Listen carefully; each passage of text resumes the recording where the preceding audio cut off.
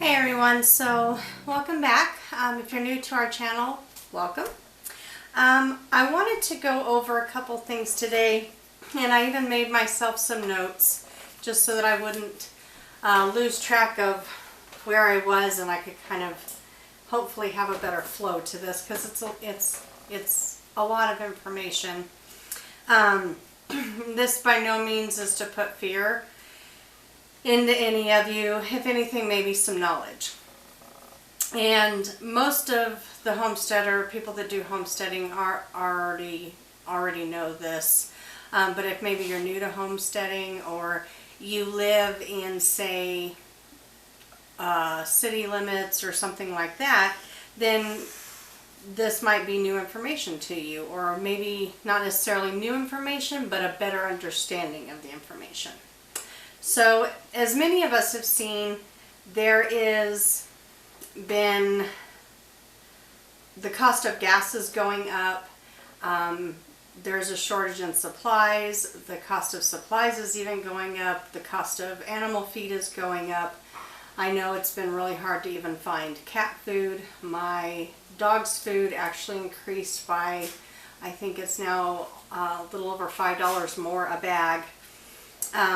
So we're already feeling this. So like I said, I made some notes just to kind of go over where the gas prices and shortages and stuff are kind of coming from. So even if you just go to, say, like the farms where the food is produced or raised. Sorry, my cat just made that noise. I apologize. Well, farm equipment, it runs by gallons per hour, not gallons per mile.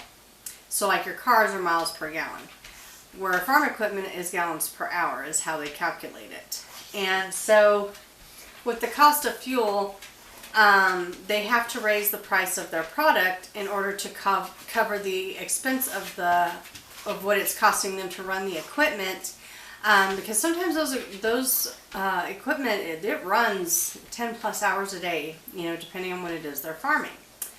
Now, the semis that take that product to either distribution centers or even stores, well, those go by gallons per mile. And on a base average, a semi can get about 6 miles per gallon. So let's say the semi has a 300-gallon tank. Some of them have bigger ones than that, or multiple. And the cost of diesel is at $5 a gallon, which I think is what it was like 4 days ago. It's over $5 a gallon, at least here now.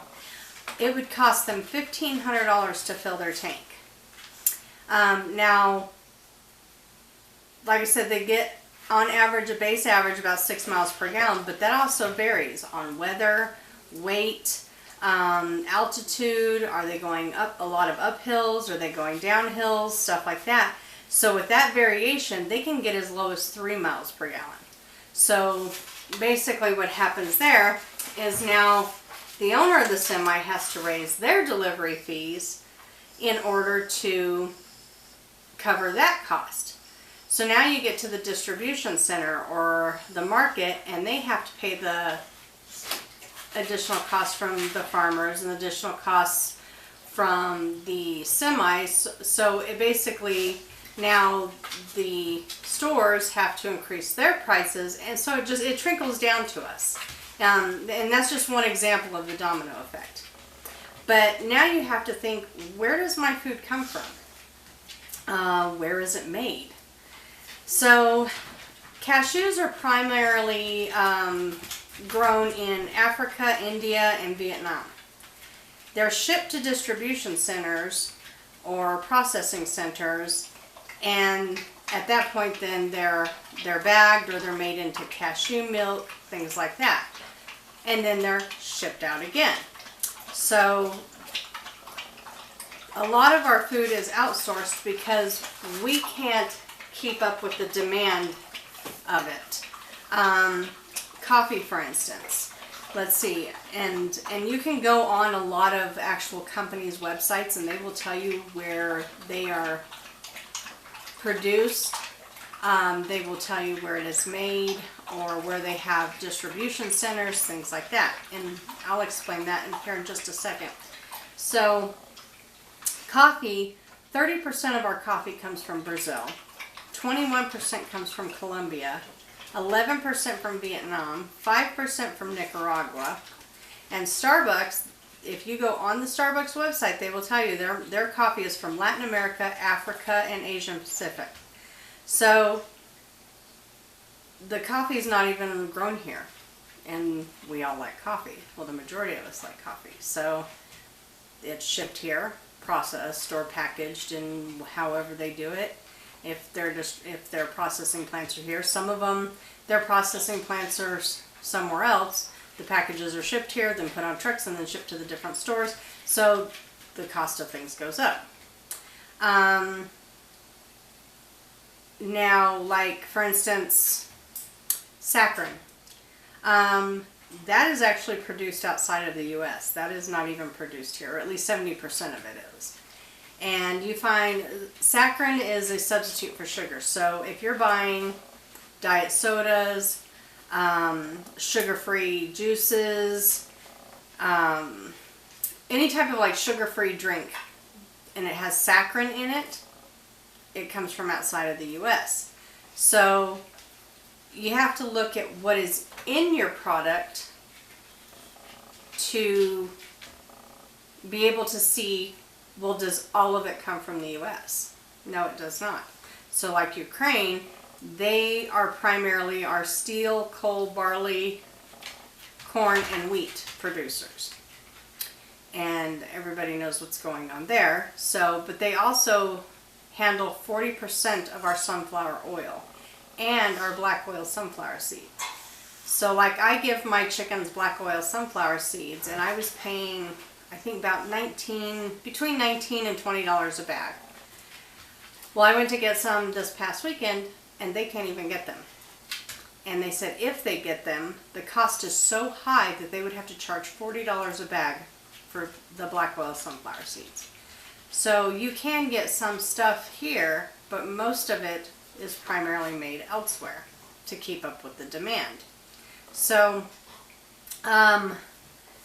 as far as like how things are distributed, like, oh, I thought I kept a bottle. Maybe I didn't. Okay, so like the Lipton teas, tea blends, Lipton uses tea blends from Sri Lanka, India, Kenya, and China, like black tea. But it's produced in New Jersey. So where Lipton tea is made, they get the teas from all these different places, shipped to them, they make their product, and then they distribute it out. So if you look at, say, a label and it says distributed by, but it has like another trade name, like, so basically if it says distributed by, but it has the same facility, same address as like a brand name, then it would say distributed by or manufactured for, but it would not say manufactured by. So now if it says made in USA, because there are several different products that will have like a USA symbol, but it has to say made in USA. For a product to be labeled made in the USA, it must all or virtually most of it, like a high percentage of it, must be made in the USA in order to have the label that says made in the USA. Now if it says assembled in the USA, that means that all of the imported pieces of this product are shipped in and it is put together in the USA. So now if a package has the USA flag or a USA map, or the words USA or American are part of the brand name, look for the fine print, because if they have, and I'll post a picture of the different labels, but they have different types of labels and you have to look for those labels. But in order to have the label that says made in USA, it has to actually be virtually all from USA. So just because it has, say, a USA with like the map, that does not mean that it is all made in the USA. So like say it has American on it, or just the word USA, 60% of the content comes from somewhere else. So like say it says assembled in USA, but it's made from Italian leather and the frame like a chair, and but the frame of it is made in Mexico. So you have to look at that as well. Now when you go into the food area where it says distributed by, and read your labels. Campbell's, I grabbed a couple different ones. So I have the Campbell's, which would be considered brand name, and then I have the Great Value, which is considered like generic brand. Now, more than 75% of their products or ingredients are sourced from North America. They own a few plants in other areas, but they also own a few other companies like Swanson Broth, Prego, Pace, and if you go on the Campbell's website, it'll tell you that. So like this one, my glasses, says cooked with care in the USA. That does not mean all the ingredients come from the USA. It means it is just cooked in the USA and then distributed out. So even let's say all of the ingredients that are in this can come from USA, does the can. So they can't necessarily label it accordingly as far as made in the USA, because there might be like the paper or something else, but it says cooked with care in the USA. This one says distributed by Walmart. Now the Great Value brands, it depends on what it is. Some of them come from North America, some of them come from Canada, some of them come from Mexico, some of them come from just different parts of the country, because it depends on what it's competing for. So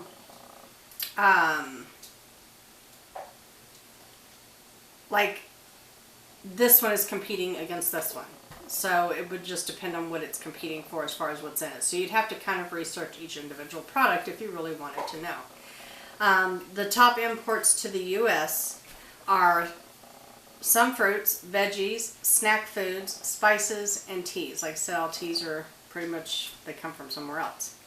So according to the USDA, the U.S. imports billions of dollars worth of seafood from China each year. Farm-raised, so if the package says farm-raised, seafood such as tilapia, shrimp, salmon, and catfish, they are shipped directly from China. So there again, you have the shipping costs from China to the packaging plants here, distributed out to the markets and down to the customer.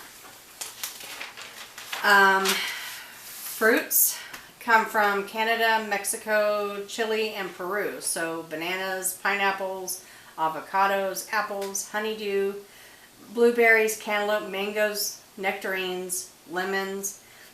That's just to name a few. Veggies.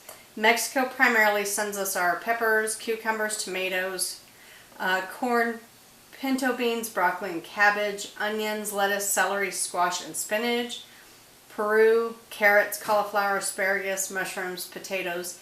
And this is primarily for the ones that maybe don't necessarily have a place to have a garden, at least not like a big garden, or you're just new to gardening, or maybe like for me, like I have a lot of stuff that I grow in during gardening season, but during the winter season I still buy certain things from the grocery store. I still buy, different vegetables and fruits and stuff, like grapefruit. I love grapefruit, but it doesn't come from here. So we do have like places that do grow grapefruits in, that are local in the U.S., but they can't keep up with the demand or the amount that is needed, so it's outsourced.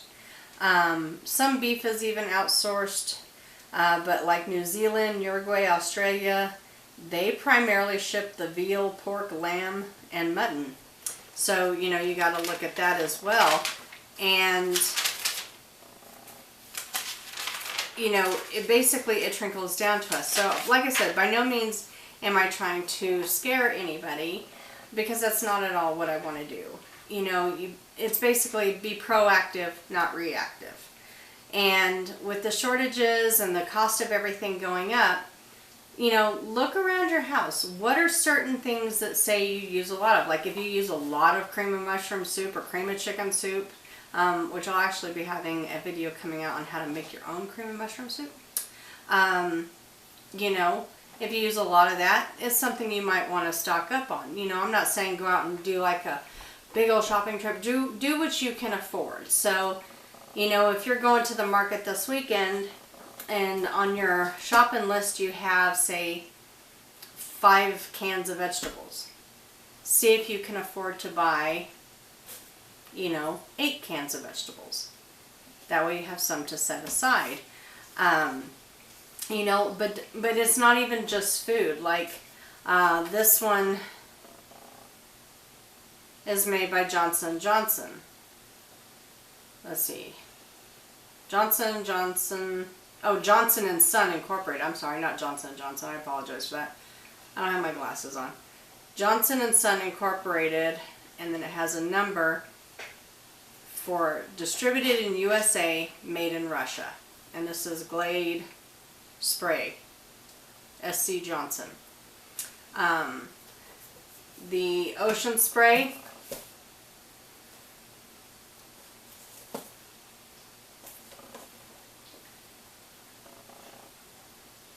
this is made right here I don't live in Massachusetts, but it's made in Massachusetts.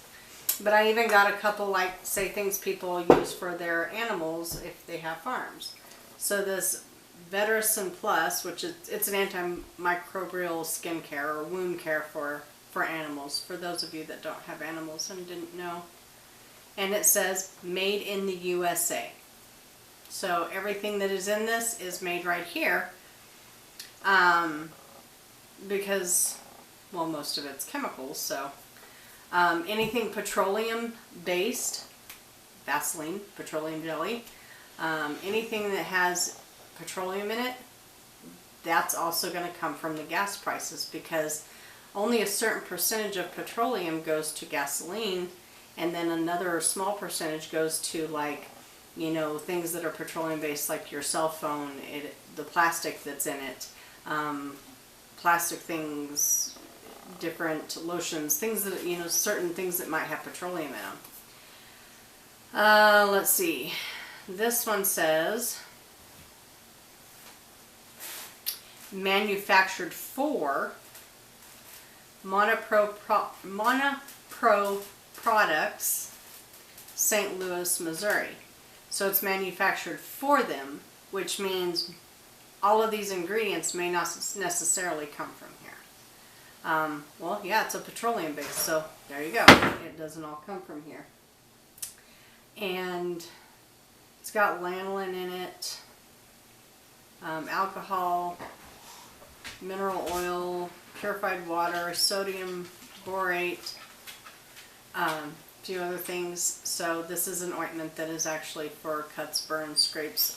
They say that, well, you know, it's for livestock, but I'll tell you what, this is the best diaper ice cream ever. Okay, wound coat. This is like a spray dressing that you use on horses, cattle, dogs, things like that. This one, let's see if I can read it, because this one's super tiny. Phoenix, Arizona.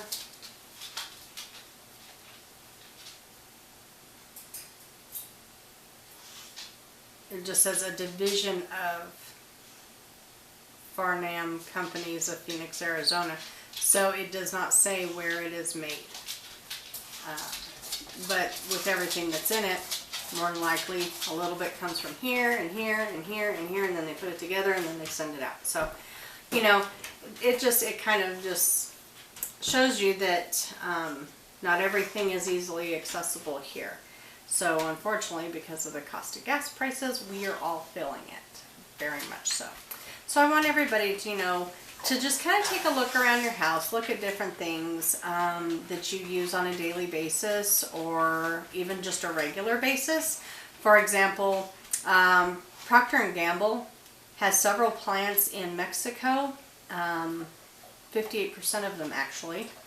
Their headquarters are in Ohio, but they have 81 locations in 73 countries. So your toothpaste probably comes from somewhere else. If you use a Procter & Gamble toothpaste. Your dish soap, I believe, is also Procter & Gamble. You know, things like that. So it's not necessarily, okay, this is cream of chicken soup. It's what is in it and where does it come from. So it's really a good question to just kind of like start thinking about and looking around. And, you know, like cashews, if you have to drink cashew milk because of whatever maybe your dietary needs are, maybe you can't have dairy, so you have to do like cashew milk or almond milk or something like that. You know, it might get to the point it's really hard to find, and even if you can find it, the question is, are you going to be able to afford it? I encourage everyone to, you know, if you have a space that you can garden, even if you live in an apartment, grow some tomatoes in a pot on your balcony or in a window. It's, you know, it is possible to do it, because then that's one less thing you have to buy. Look at maybe things that you could start cutting costs on now, because even if you can afford them right now, are you going to be able to afford them later? You know, do you need cable TV that has, I don't know, whether they have like 300 channels or something on it? If you're in a contract, I'm pretty sure, I don't think you have to keep the same amount of channels. I think you just have to keep their service. But believe it or not, antenna TV really does still exist in a lot of places. So get you one of those $10 antennas from the store, you know, unhook your cable thing and plug that in, and you know, just run it through on the analog and just see what you get. You might be really surprised at how many channels you get. I get quite a few, actually. So if you're stuck in a contract, obviously, you know, you can't stop using them, but maybe you could cut the bill down.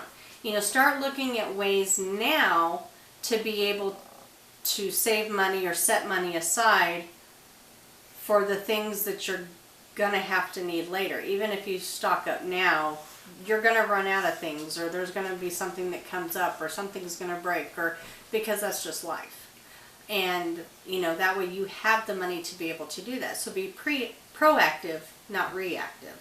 So I hope this was helpful. I hope you know, you got something out of it at least. Like I said, I'm not trying to scare anybody, but just, you know, next time you go to the store, if you can pick up 1 or 2 or even 3 extra items, pick them up. If you already live on a homestead and you're looking at, okay, I have this project and this project to do this summer, what am I going to need for it? If you can afford to get the items to do those projects now, like get the actual items now for the projects you're going to be doing later, before the prices are even worse, or maybe you won't be able to get it, then, you know, by all means, if you can afford to do that, go ahead and do that. If you have a place to, you know, stock up on, say, feed. You know, I'm very fortunate. I do have an area that we can stock up on feed, so I have already started to do that. I'm trying to get to where I at least have 6 months worth of animal feed, you know, set aside, because I don't know what's going to happen. I know that I can't get the black oil sunflower seeds. My chicken feed went up. The cost of hay has gone up. Straw has gone up. You know, and luckily I live in an area where that is grown, so I think once summer hits, I might be able to see some of those prices come down a little bit, because it'll be local. You know, and that's another thing. If you go to local farmers markets, or you have a local, you know, place where you can get locally grown foods. Like we have a farm here that we buy our corn from them. My dad used to have a booth at the state fair and in town, and we used to get our corn from them. And so, you know, now I just grow my own. But, you know, look at areas in your, you know, where you live. Is there a place you can at least plant a small garden? Take some of that stress or that burden off, to where, okay, well, I've grown all my tomatoes, I've grown all my bell peppers, I won't need to buy those. When we had a house in the city, we actually had, our backyard was fruit trees, our front yard was all vegetable garden. And then on the side of the house, I even had 2 huge peach trees. As a matter of fact, under the peach trees, I was growing watermelons. And I watched this lady one time walk by with a baby blanket, like a, what do they call those? Not a burping rag. My mind just went, whoo. The thin baby blanket, receiving blankets. She had a receiving blanket. I watched her pick up a watermelon and wrap it in this receiving blanket and walk off like she was carrying a baby. It was the funniest thing ever. I don't care that she took it. If she wanted the watermelon, all she had to do was say, hey, can I have a watermelon? But it was just funny how she did it. You know, we used to tell people, we used to give people bags to put peaches in and stuff like that. But our front yard went from zero-scape to full-on garden because I had to have a garden. If I had to live in the city for a while, I had to have a garden. So just look at different things. Try to be, you know, like I said, proactive and not reactive. And I wish everybody the best, of course. And if you do like our videos, please do subscribe. We would greatly appreciate it. Don't forget to hit the like button if you like this video. And also, we are on Instagram, so you know, check us out on Instagram. But remember, every day is a new beginning. Stay blessed. We will get through this together. Bye-bye.